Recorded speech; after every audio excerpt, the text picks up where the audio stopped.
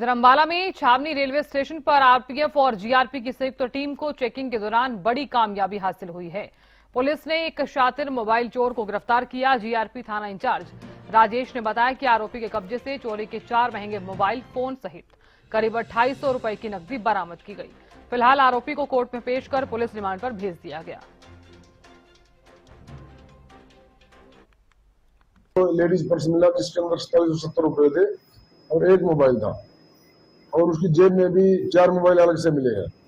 उनके बारे में उससे पूछताछ की। उन्हें कहा कि ये लेडीज पर्स मैंने आज ट्रेन से ही किसी सुती हुई लेडीज का उठा के चोरी किया था और 2 मोबाइल एक दिन पहले चोरी किए थे यहाँ वेटिंग हॉल में और एक मोबाइल भी 2-3 दिन पहले चोरी किया था। एक मोबाइल 7-8 दिन पहले चोरी किया था सुते यात्रियों का और मैं नशा करना चाहती हूँ और इनको बेचने की फिराक में था। देखो ग्राहक मिल जाए, मजदूर मिल जाए या बिहार का लड़का मिल जाए कोई, इतने में पुलिस ने पकड़ लिया।